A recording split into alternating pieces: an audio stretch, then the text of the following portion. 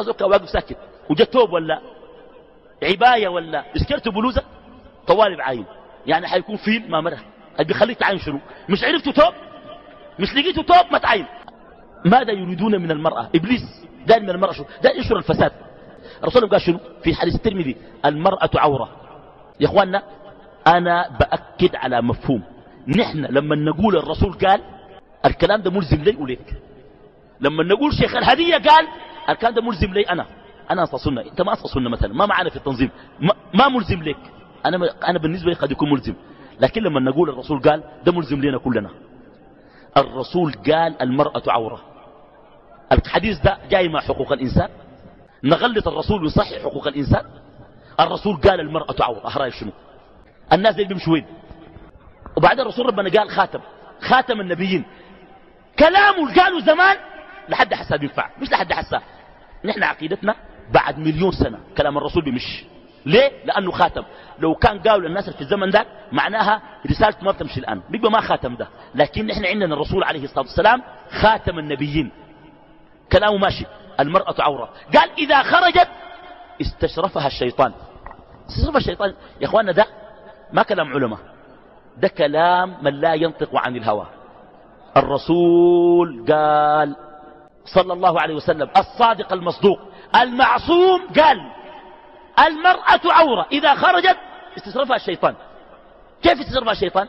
قال لك الشيطان بيخليها سمحة، كان ما سمحة انت بيشوفها سمحة. أي بنت بتلاقيها في الشارع انت بتشوفها سمحة شديد، كان جاء معاها الضيق كمان انت خلاص تاني بعد ده بس بتعاين.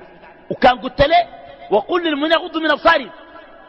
الزول أول حاجة أشوف المرأة والرجل، الناس داري يغش رقبتهم. الرسول بيتكلم عن الحقيقة، ده الفرق بين الرسول وبين الفلاسفة. الرسول ما بتاع فلسفة، كلام واضح. بيقول لك الراجل بيميل للمرأة والمرأة بتميل للراجل. قال لك منو قال؟ ما أنصى رسولنا. قال عليه الصلاة والسلام والحديث في الصحيحين ما تركت بعدي فتنة أضر على الرجال من النساء. الكلام ده والله أظن واضح. واحد يقول لكن يا شيخنا والله بنتونس معي ما في أي حاجة، والله إلا تكون حيطة. انت حيطة؟ إلا الرسول قال لك ما تركت بعدي فتنة أضر على الرجال من النساء. ده تنش وين؟ والله إلا تكون ما أضر على الرجال، قال إلا تكون ما من الرجال، لكن كان من الرجال لازم تتحرك، وكان ما تحركت يقبل فيك عيب ذاته ونقص. الرجل بيميل للمرأة والمرأة بتميل للرجل. يا أخي زوجك واقف ساكت وجت توب ولا عباية ولا اسكرت بلوزة طوالب عين، يعني حيكون فيل ما مره اللي بيخليك تعاين شنو؟ مش عرفتوا توب؟ مش لقيتوا توب ما تعاين. يقوم يعاين، كان عجبته يعاين طوالي، وكان ما عجبته يقول وقل للمؤمنين يغضوا من أبصارهم. ده شغل بتاع لعب ده. فشوف الكلام ده يا اخواننا، الرسول قال اتقوا الدنيا واتقوا النساء. والله انا بستغرب الرسول يقول لك اتقي النساء. يا اخواننا والله يعلم الله واقسم بالله الكلام ده كان طلع في مؤتمر والله ما اخذ به، وكان قالوا اكبر عالم في الدنيا والله ما اخذ به، والله كان قالوا رئيس الجمهورية والعالم الاسلامي ده كله تلمه وقالوا والله ما اخذ به. لكن الكلام ده انا عندي قالوا زول فوق الناس دي كلهم، قال اتقوا الدنيا واتقوا النساء. المعصوم قال لك اتقي النساء. اتقي النساء يعني شنو؟ في ناس بيعتبروا انه البنات ديل الونسه معاي يا اخي في الزمن ده انت كان بيجي زول صارم بيقولوا طالبان ومشدد، ويقول لك انا زول ده يا اخي جاتني مره البيت والله ما اكذب الساعه 6 صباحا يا اخي انا صليت الفجر العلم ما منصت الباب خبط والله خفت، فتحت الباب لقيت مره ومعاها بنتها بتقرا سنه رابعه في كليه من الكليات. ما قدرت ادخله في الاول، قلت ربي شنو؟ قال والله يا شيخنا عندنا موضوع طويل. دي الام قالت لي عندنا موضوع طويل، ام البيت قالت عندنا موضوع طويل.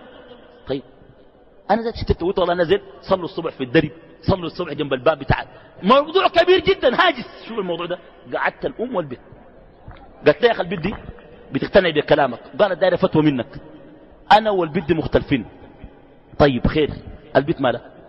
قالت لي البيت دي دايره تعمل لي نفسيات، وانا دايره انت زول بتقنعها تجيب لها الادله اقنعها، فالبيت مالها؟ قالت لي البيت دي معقده. ليه؟ قالت لي صارمه مع الاولاد وما بتتونس معاهم. بالدارجي قتي بتقطع معاه الناشف، ولد بيقدر يتونس معاه ما في.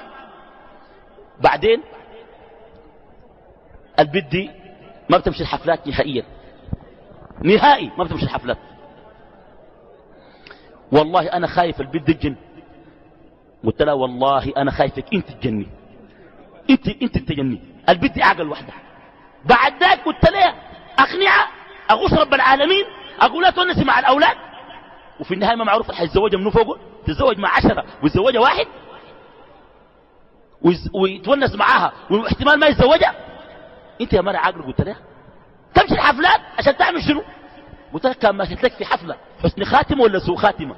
دنقرت راسها. قلت لها بنتك احسن بنت. قلت لها كان بنتك بتمشي انت في الزمن ده بالذات، الزمن اللي ظهرت مفاسده، ينبغي ان تعرصي.